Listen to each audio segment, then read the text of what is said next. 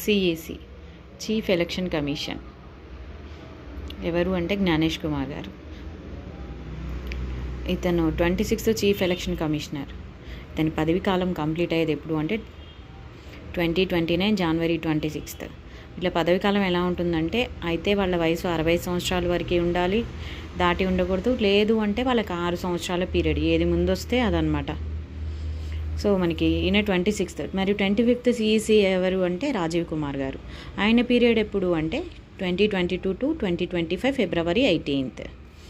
ECI election commission of India, దీన్నే మనం నిర్వచన్ సదన్ అంటాం. ఇది ఎప్పుడు స్టార్ట్ అయింది అంటే 1950 జనవరి 25 రోజు స్టార్ట్ చేశారనమాట. నెక్స్ట్ జాతీయ ఓటర్ల దినోత్సవం. జాతీయ ఓటర్ల దినోత్సవం ఎప్పుడు అంటే జనవరి 25 ఎవ్రీ ఇయర్ కూడా మనం సెలబ్రేట్ చేసుకుంటాం. మొన్న రీసెంట్గా చేసుకున్నాం.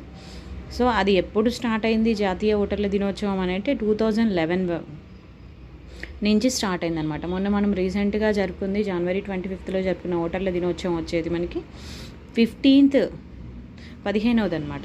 సో ఎవ్రీ ఇయర్ కూడా దానికంటే ఒక థీమ్ ఉంది. 2024లో ఉన్న థీమ్ ఏంటి అంటే నేను ఖచ్చితంగా ఓటు వేస్తాను అనేది దాని థీమ్ అనమాట.